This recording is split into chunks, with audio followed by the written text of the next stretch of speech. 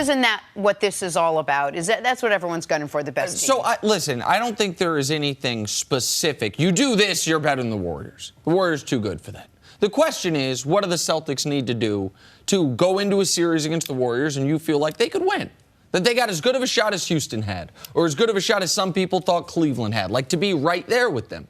And there's one way they could shortcut this thing, and that's the trade we've been talking about, which is trading for LeBron James. Trading either Gordon Hayward or most likely Kyrie Irving, running out a lineup of LeBron at the 1, Jason Tatum, Jaylen Brown, Gordon Hayward, now Horford. Like, that team with the bench that they currently have, that's a dangerous, dangerous team. That team might actually be the favorites. But assuming they're not going to do that, what do they have to do? Man, play a season with this full team healthy and see how damn good they are. See how they would have been, I think, more competitive in the finals than the Cavs were as presently constituted. Oh, there's no doubt. Absolutely. The finals would have been better with the Celtics going against the Warriors, even without their two best Exactly players. right. I'm not saying with Kyrie and Hayward. I'm talking about the team. If they had beaten the Cavs in the 7th game. They can defend them better. They match up better. Yeah, now they would have struggled offensively, which we've seen, but we also saw them play lights out at home. So even if they go back down 2-0, you know, they're going to win one of those games in Boston Garden. So for you, you think it's just stand pat for them? Well, this is the thing. I believe Danny Ainge to be this way. With this collection of talent, if he called about Kawhi, Jason Tatum had already shown us that he was a special player. They knew they had a find at the number 3 when they made this call to San Antonio. You have to be able to get some reps winning together, because even the series where this young team won against Philadelphia, be careful, man. Don't put Philadelphia, too far down the list. I need to concentrate on Philadelphia and what moves Philadelphia makes, even though you do have that victory. Kyrie wasn't there. Gordon Hayward wasn't there. So this team winning together, their roles changing. I heard Kyrie talk about the ability to practice. Him and Rozier challenging each other. Gordon Hayward being able to practice against Tatum, and Gordon Hayward getting challenged in practice with Tatum going at him. That, to me, sounds like a special situation. I don't want to put this team as far as dethroning Golden State, who has a special team, and we don't know what this team is going to be. Do we assume that with Gordon Hayward and Kyrie Irving at full strength, they could have beaten the Cavs? Oh, I mean, we never saw that team at full strength. But if they took them to 7 and we're up 3-2 saw like 6 minutes, without those guys, then yeah, I mean, they would have obviously been the favorites against Cleveland. Well, you can't add that kind of talent with this series being as close a couple possessions, from determining who was better. Yes, they would have obviously been in the finals with those players. So then how far off would they have been from the Warriors? Well, that's the thing. We don't know. I mean, the other thing that we don't know about Boston, which is different than most teams when they lose one of their most talented guys, is we have to be careful, because Brad Stevens, one of the things he's great at is getting the most out of lesser players. And I think this is the best story in Boston.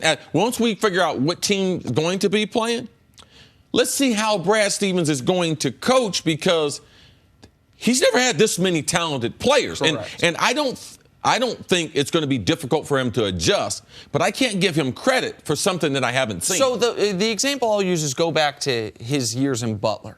He has Gordon Hayward, the best player probably in the history of Butler University, certainly one of the 2 best. I'm only saying 2 best because maybe there's a guy I'm forgetting. Gordon Hayward gets them to the national championship game. Gordon Hayward then leaves. His best player is Shelvin Mack, and they get to the national championship game. So I say this. Obviously, everyone's better with better players, better talent. Kyrie's better than Terry Rozier, so they'll be better with Kyrie instead of Terry Rozier. But how much better?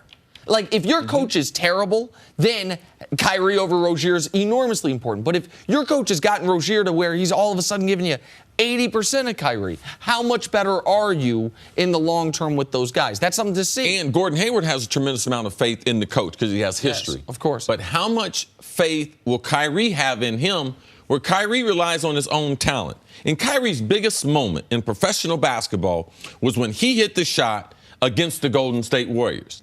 But you know what the discussion was in the huddle? LeBron said, give the ball to the kid. Move out the way. Is Brad Stevens going to do that? He's known. Man, makes great adjustments, great timeout play calls.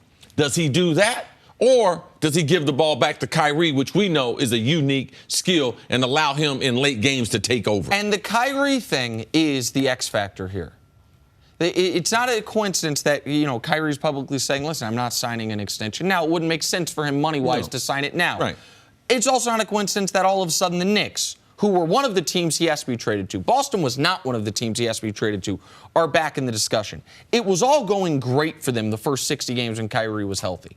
But since he was gone and Tatum emerged to such a level and the team played so well in the postseason, we know that Kyrie's a different cat. And we know that Kyrie cares a lot about credit and whose team it is. We know that. That's why he left Cleveland. He was never going to get the credit. It was never going to be his team. And how does he unless react they to win this? a world championship, he's still not going to get the credit because he's not going to get the credit for the turnaround. Now, if he went to the Knicks, you're talking about a turnaround. You're talking about credit for the kid from New Jersey. I mean, St. Anthony is only a short train ride away now. You're putting a lot of stock in Jason Tatum and having him now be the darling in Boston. I still think that's Kyrie's team. No. I think you don't think that's Kyrie's team. No, not for the fans. Not period, point blank, not for the fans, man. I went to a game in that building. I listened to how they cheered for him. I do radio interviews on EEI because they hate me there, so they like to have me on to argue with me. I hear how they talk about him. They would not, we're talking about Kawhi Leonard. Right now, Kawhi Leonard, one of the 5 or 6 best players in the league. If the Spurs called him and said, Kawhi for Tatum straight up, Boston fans unanimously and universally say no to that. They would trade Kyrie for Tatum, or they would trade Kyrie for Kawhi, no question about it. So, yes, Tatum's the favorite son there. Also, let's not forget, Kyrie's got 4 surgeries already on that knee. Typically, point guards, their shelf life is not as long as other players. I think you bring up some great points for the first time.